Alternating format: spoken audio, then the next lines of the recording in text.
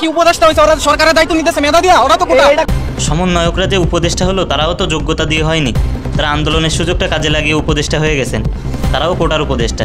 সরকারের উপদেষ্টা পদ থেকে স্বেচ্ছায় পদত্যাগ করলেন বহুল আলোচিত ও সমালোচিত উপদেষ্টা আসিফ এবং নাহিদ ইসলাম। প্রিয় দর্শক, বিস্তারিত জানতে হলে আমাদের এই ভিডিওটি শেষ অবধি দেখতে থাকুন। এই সরকারের সঙ্গে কোটা আন্দোলনের সমন্বয়করা একসাথে দেশকে ধ্বংস করার পরিকল্পনায় মাঠে নেমেছে, কিন্তু তারা এটি হতে দেবে না। তাই আজ তাদের দাবি নিয়ে রাস্তায় নেমে এসেছে। বিপ্লবী চেতনা ধ্বংসের পথে, অর্ধেকের বেশি চলে গেছে। এখন সাধারণ ছাত্রছাত্রীরা আমাকে শত শত মেসেজ পাঠায় যে স্যার, এদেরকে কল করলে আর ধরে না, এই নাহিদ আসিফ কাউকে আর পাওয়া যায় না, এখন দামি দামি গাড়িতে চলে ওরা। যেই কাজটা হতে যাচ্ছে সেটা কিন্তু শুরু হয়ে গেছে ইতিমধ্যে। যে কি উনি বললেন এই সিভিল সরকারের কাছ থেকে সরকারকে সরিয়ে দিয়ে ক্ষমতা নিয়ে নিতে। সেই জন্যই কিন্তু চুপ্পু জায়গা মতো বসে আছে এবং পদত্যাগ করেন বা চুপ্পুকে সরানো হয়নি। শামীম ওসমান সাহেব দীর্ঘদিন পর গর্ত থেকে বের হয়ে আসছেন। নিজামুদ্দিন আউলিয়ার মাঝারেই দেখা গিয়েছে শামীম ওসমানকে।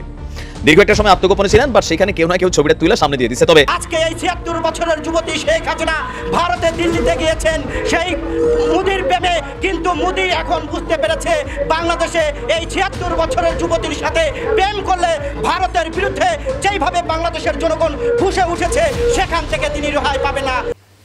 দর্শক, বাংলাদেশের আকাশে এবার অশনি সংকেত।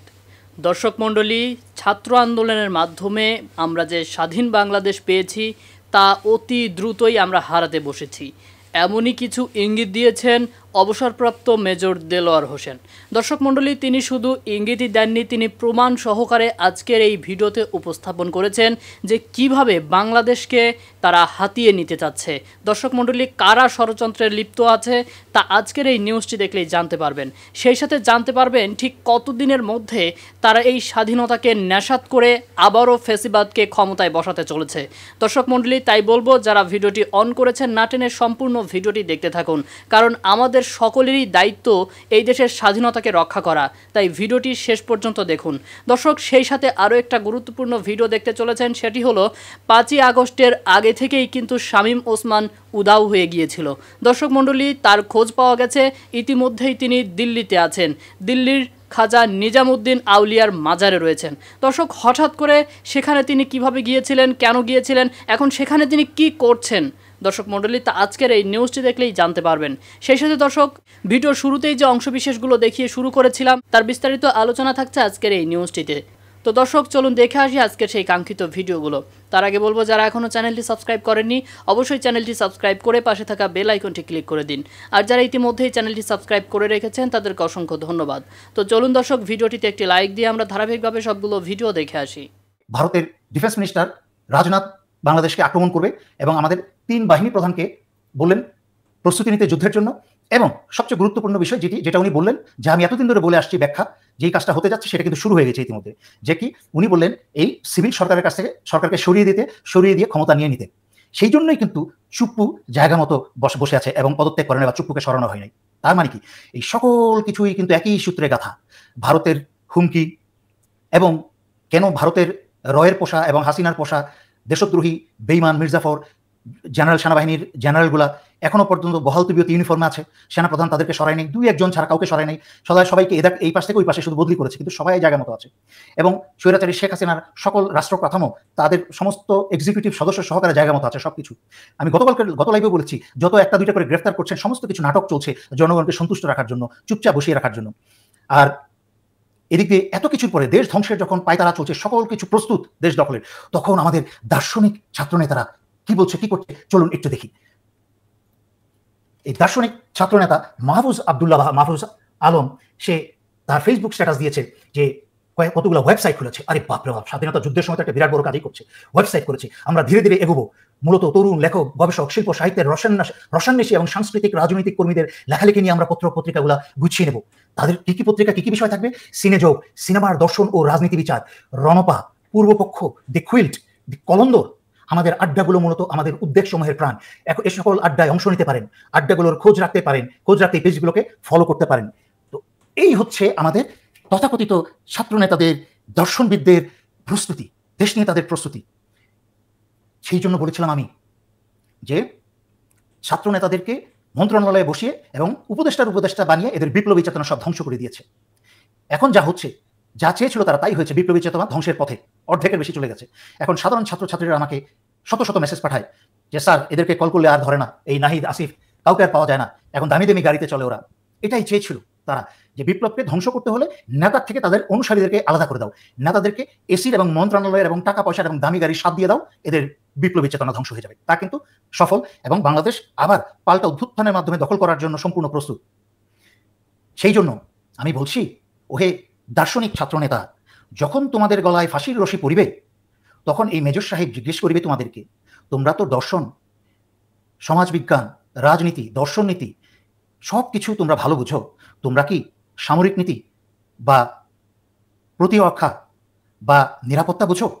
তখন ছাত্র নেতারা ফাঁসির রশি গলায় ঝুলিয়ে বলবে, না আমরা তো সেটা বুঝি নাই।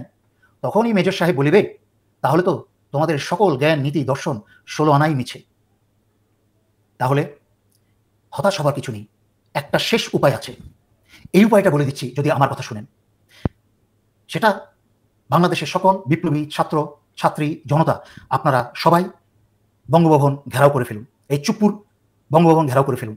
ঘেরাও করে 24 ঘন্টার আলটিমেটাম দেন, যে চুপ্পু যদি 24 ঘন্টার মাঝখানে পদত্যাগ না করে, টেলিভিশনের সামনে এসে পদত্যাগ ঘোষণা করে এবং সাইন করে পদত্যাগ না করে, তাহলে বঙ্গভবনের গেট ভেঙে আপনারা ভিতরে ঢুকে চুপ্পুকে ঘাড় ধরে, কান ধরে আপনারা রাস্তায় নিয়ে এসে যা করার করবেন। এই হচ্ছে দেশ উদ্ধারের একমাত্র এবং সর্বশেষ উপায়। কারণ বিষাক্ত সাপের মাথাটা কেটে দিলেই সাপের বাকি দেহ নিথর হয়ে যাবে এবং বিষহীন হয়ে যাবে। আমার কথা বুঝতে পারলে স্বাধীনতা রক্ষা করতে পারবেন, নয়তো ছাত্রনেতা সহকারে বহু লোকের ফাঁসি হবে। বহুবার ওয়ার্নিং দিয়েছি, আমি আল্লাহর আশীর্বাদ হিসাবে আপনাদেরকে এই কথাগুলো বলে যাচ্ছি, যদি আপনারা কথাগুলো বুঝেন এবং শুনেন। শামীম ওসমান সাহেব দীর্ঘদিন পর গর্ত থেকে বের হয়ে আসছেন। তিনি বহুত আগে বাংলাদেশ ছেড়ে চলে গিয়েছিলেন। তার ছেলে আইমান ওসমান বারবার প্রমাণ করার চেষ্টা করছে যে আমরা দেশ ছেড়ে যাই নাই, এরকম ঢাকা শহরের দেখাইয়া হাসি দিছিল, কিন্তু তার আব্বা অনেক আগেই পালাই গেছে। আবার আজকে অরিজিনালি দেখা গেছে কোথায় আছে, দিল্লিতে। দিল্লিতে নিজামুদ্দিন আউলিয়া, এই গানটা যারা শোনেন নাই একবার শুনে নেবেন, কারণ নিজামুদ্দিন আউলিয়ার মাঝারেই দেখা গিয়েছে শামীম ওসমানকে। দীর্ঘ একটা সময় আত্মগোপনে ছিলেন, বাট সেখানে কেউ না কেউ ছবিটা তুলে সামনে দিয়ে দিচ্ছে। তবে চিনতে একটু কষ্টই হচ্ছে শামীম ওসমানকে। ছাত্র জনতার আন্দোলনে ছেলে এবং রাজনৈতিক অনুসারীদের নিয়ে গুলি চালিয়ে তুমুল সমালোচনার মুখে পড়েছিলেন এমপি শামীম ওসমান। 5 আগস্টের পর ওসমান পরিবারের সদস্যদের দেখা মেলেনি, তারা দেশের বাইরে আছে বলা হচ্ছিল, সিঙ্গাপুর অথবা সামহাও, কিন্তু ফাইনালি দেখা গেল যে দেশে না, তারা ভারতে আছেন।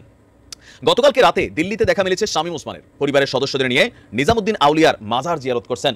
হ্যাঁ, বাবার দরবার থেকে নাকি কেউ খালি হাতে ফিরে না। এখন কি দোয়া চাইছেন সেটাই হচ্ছে কথা। তবে নেত্রীর জন্য দোয়া চাইছেন এটা আমি নিশ্চিত বলতে পারি, কারণ শামীম ভাই আর যাই হোক শেখ হাসিনার একনিষ্ঠ কর্মী। তো দেশটিতে অধ্যয়নরত আকাশ হক নামক একজন বাংলাদেশি শিক্ষার্থী শামীম ওসমানকে এই মাজারে দেখার পর সে তার ফোন থেকে কাটাস করে একটা ছবি তুলে ফেলছে, তুলা পটাশ করে একটা সামাজিক যোগাযোগ মাধ্যমে ছেড়ে দিয়েছে, আর সাথে সাথে ছবিটা ভাইরাল হয়েছে। ছবিতে দেখা গেছে শামীম ওসমান গাঢ় গোলাপি রঙের হাফ হাতা একটি শার্ট এবং ছাই রঙের একটি প্যান্ট পরে মাজারের মূল বেদির সামনে দাঁড়িয়ে আছেন। পোস্টে আকাশ লিখেছেন, শামীম ওসমান এবং তার পরিবারের সদস্যরা আমার সামনে নিজামুদ্দিন আউলিয়ার দরবারে দাঁড়িয়ে আছেন, ভালো মন্দ কিছু জিজ্ঞেস করবো কিনা ভাবতেছি, আবার কবে দেখা হয় না হয় সেটাই বা কে জানে। তো এই বিষয়ে সংবাদ মাধ্যম যোগাযোগ করলে শিক্ষার্থী আকাশক জানান, তার সামনে সে নিজেই সাক্ষী, শামীম ওসমান এবং তার পরিবারের সদস্যরাই ছিলেন, ঘটনাটা সত্য। তো মাজারে কি করে জিয়ারত করে, কিসের জিয়ারত করে? এই যে একটা প্রপার্টি ছিল বা এই যে ধরেন বাংলাদেশে একটা আধিপত্য ছিল শামীম ওসমানের বিরুদ্ধে, আমেরিকাতে কোন একটা ছেলে কি জানি বলছিল, পরের দিন বাংলাদেশে নোয়াখালীতে অ্যাকশন হয়ে গেল, এই যে প্রতাপ, এই যে কি ইস্যু, সেখানে ভাই রাতারাতি ভিখারির বেশে আজকে নিজামুদ্দিন আউলিয়ার দরবারে তিনি গেছেন। হ্যাঁ, কি চাইতে? ক্ষমতা। কথা অনেক সুন্দর বলতেন শামীম ওসমানের, কথার ভক্ত সবাই। আবার সেটা তিনি যখন খেলা হবে বলতেন অথবা গুছিয়ে কথা বলতেন, যথেষ্ট এডুকেটেড, সবকিছু মিলিয়ে ঠিক আছে। তবে আমার কাছে মনে হচ্ছে তিনি অনেকটা আওয়াজে পাকিস্তান টাইপের। অনেকে বলবেন যে কেন আওয়াজে পাকিস্তান টাইপের, অ্যাকশন কিন্তু দেখিনি, প্রতিবারই খেলার ডাক দিতেন, তারপর মাঠ থেকে সরে যেতেন। তো এইবারও খেলা টেলার অনেক ডাকডুক দিছিলেন যে খালি নেত্রী বললে ঝাঁপাই পড়বেন, তো কই ঝাঁপাই পড়লেন? নেত্রী গেছে, বয়স্ক মানুষ, আপনারা থাকতেন, খেলতেন। শেখ হাসিনা যতই আপনি প্রেম বিনোদন করেন মোদির কাছে, মোদি আপনাকে রক্ষা করতে পারবে না। আজকে যে মোদি সরকার, মোদি ৭৬ বছরের যুবতীর সাথে প্রেম করেছে, বাংলাদেশের মানুষের সাথে তিনি প্রেম করেননি। তিনি প্রেম করেছিলেন বাংলাদেশের একটি স্বৈরাচার শাসক ৭৬ বছরের যুবতী শেখ হাসিনার সাথে। এই শেখ হাসিনার সাথে প্রেম করে বাংলাদেশের মানুষকে তিনি হত্যা করেছিলেন। তিনি হত্যা করেছিলেন, আমার ফেলানি আমার বোন কাঁটাতারে ঝুলিয়ে রেখেছিলেন। তিনি প্রেমের কারণে ভারতের বিরুদ্ধে কোনো কথা বলতে পারেননি। এই ৭৬ বছরের যুবতী ভারতকে প্রেম বিনোদন করে বাংলাদেশের সব কিছু বিসর্জন দিয়েছে, বাংলাদেশের মানুষকে তিনি গুলি করে হত্যা করেছে। প্রতিদিন আমরা যখন পত্র পত্রিকায় হাতে দিতাম, তখনই দেখতাম এই সীমান্তে আমার বোন হত্যা হয়েছে, আমার ভাই হত্যা হয়েছে, বাংলাদেশের মানুষ হত্যা হয়েছে। তিনি প্রেম বিনোদনের কারণে আজকে এই ৭৬ বছরের যুবতী শেখ হাসিনা ভারতে দিল্লিতে গিয়েছেন, সেই মোদির প্রেমে পেমে, কিন্তু মোদি এখন বুঝতে পেরেছে বাংলাদেশে এই ৭৬ বছরের যুবতীর সাথে প্রেম করলে ভারতের বিরুদ্ধে যেইভাবে বাংলাদেশের জনগণ ফুঁসে উঠেছে সেখান থেকে তিনি রেহাই পাবে না। বাংলাদেশের যেই ছাত্র জনতার আন্দোলন, সেই ছাত্র জনতার আন্দোলন ভারতে এখনো আপনি দেখেছেন যে কিভাবে হয়েছে, তারাও তার পতন চাচ্ছে। কাজেই আমরা যেমন এদেশের খেটে খাওয়া মানুষ পাকিস্তানের আগ্রাসনকে মেনে নেই নাই, আমরা ভারতের আগ্রাসনকেও মেনে নেই নাই। তার প্রমাণ ৫ই আগস্ট কিভাবে লাল শাড়ি নীল শাড়ি পরিয়ে তিনি পালিয়ে গেছেন সারা বিশ্ববাসী দেখেছে। কাজেই শেখ হাসিনা যতই আপনি প্রেম বিনোদন করেন মোদির কাছে, মোদি আপনাকে রক্ষা করতে পারবে না। ভারতের এবং বাংলাদেশের যেই বন্দি বিনিময় চুক্তি, সেই চুক্তির বিনিময়ে বাংলাদেশে ভারতকে ফেরত দিতে হবে শেখ হাসিনাকে। এটা বাংলাদেশের কোনো মানুষের অধিকার এবং চাওয়া এবং পাওয়া। বাংলাদেশের কোনো মানুষ এই শেখ হাসিনাকে বিচারের কাঠগড়ায় দাঁড় করতে চায়। এখানে সিদ্ধান্ত নিতে হবে মোদি সরকারকে, আপনি কি বাংলাদেশের মানুষের সাথে প্রেম করবেন নাকি আপনি সেই ৭৬ বছরের যুবতী শেখ হাসিনার সাথে প্রেম করবেন? এখানে আপনাকে সিদ্ধান্ত নিতে হবে। দর্শক, আমি আশা করছি আজকের নিউজটি আপনি খুবই মনোযোগ দিয়ে দেখেছেন। সেই সাথে দর্শক, এই ভিডিওগুলো সম্পর্কিত যদি কোনো তথ্য বা মতামত থাকে তাহলে তা অবশ্যই কমেন্ট করে জানিয়ে দিন। এতক্ষণ সাথে থাকার জন্য ধন্যবাদ। নিউজটি শেষ করছি এখানেই, ফিরছে আগামী ভিডিওতে নতুন কোনো টপিক নিয়ে। আল্লাহ হাফেজ।